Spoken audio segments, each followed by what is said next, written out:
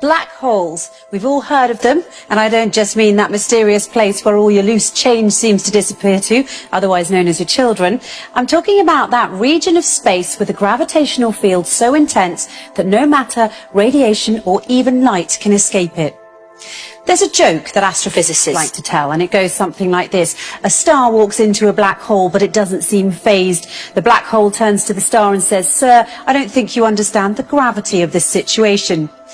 But as with most jokes, it carries a ring of truth to it. Until 2011, astrophysicists were not able to confidently report this phenomenon of stars falling into black holes, but now they can. And the total number of cases of stars falling into black holes reported until 2016 had been 3. Interestingly enough, although it's not an astrology book, there's an entire chapter in the Quran called The Star, and the first verse of that chapter is, "By the star when it falls." In this chapter, the Quran describes characteristics of a place so similar to what we now know as fitting the description of the black hole that it will send a shiver down your spine. In the Islamic faith, it is believed that God granted Prophet Muhammad a special trip to the heavens. This trip was miraculous, of course, as there was no technological way the Prophet could have taken such a journey at the time, seeing as how planes hadn't even been invented, let alone rocket ships. Nonetheless, if you study this miraculous night journey closely, you'll find that there are many clues to prove that this incredible journey did indeed occur.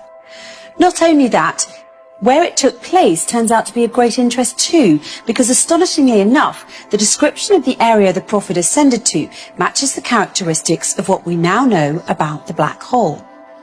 So let's look at what we now know about the black hole through the recent discoveries of science and compare it to the mysterious area the Quran describes in its pages as part of this miraculous night journey the Prophet took.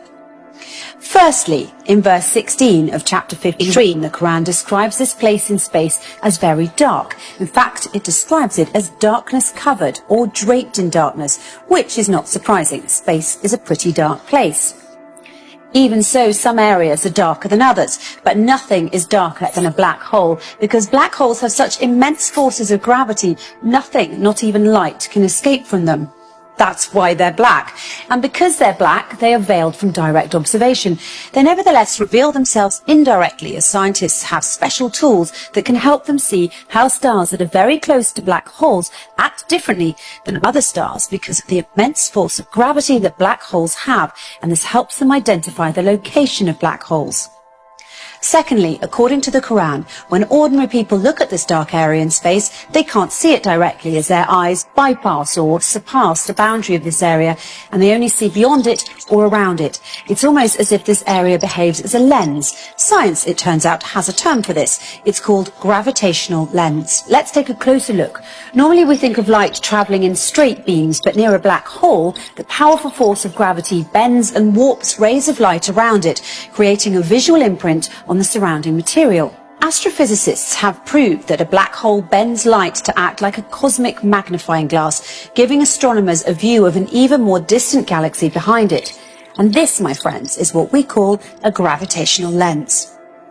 However, the Quran brings our attention to an interesting fact regarding this matter in verse 17 of chapter 53, when it says, "The eyesight of the Prophet Muhammad did not swerve, nor did it pass beyond the boundary. He certainly saw it as one of the greatest signs of his Lord." Could this verse be alluding to the fact that the Prophet Muhammad actually visited the black hole and looked at it directly? Thirdly, the Quran describes this area's shape, wide at the top with sloping sides and a narrow tube at the bottom, almost funnel-shaped. In verse 14 of chapter 53, when it says, "By the finite jujube tree," it is likened to the shape of a jujube tree, which fits the same description as the one I just mentioned. A black hole makes such a deep dent in space-time, and that's why it appears to look like a funnel. Despite the black hole's effects on the movement of matter and its tremendous suction power, the black hole's space-time dent remains hidden behind its event horizon, and it's always surrounded by an area which does not allow light to escape and therefore cannot be directly observed. And fourthly, once again, in verse 14, chapter 53, by the finite jujube tree, the Quran reveals that this area is finite. So how does this claim stack up with the science? Until recently, it was assumed that black holes had such an infinite strength of gravitational field that occurs deep within them, ensuring that nothing, not even light, can ever escape them, and a trip into a black hole is a one-way journey.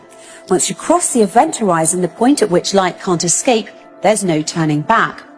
But researchers such as Georges Poulin, Rodolfo Gambini and Gerard Hooft have recently been able to prove otherwise and show that energy can escape black holes and that black holes are finite. This essentially means that black holes don't end in an infinite density, but rather act as a portal to another universe. The acclaimed British physicist Professor Stephen Hawking supports this claim and further suggested that there could be a way out of the black hole when he famously said, "If you feel you're in a black hole, don't give up. There's a way out. It might have a passage to another universe, but you couldn't come back to our universe. So although I'm keen on spaceflight, I'm not going to try that." In conclusion, the Quran swears by the star when it falls that the Prophet Muhammad travelled through space and reached an area which, according to the Quran, is one of God's greatest signs, an area that is much darker than its surroundings.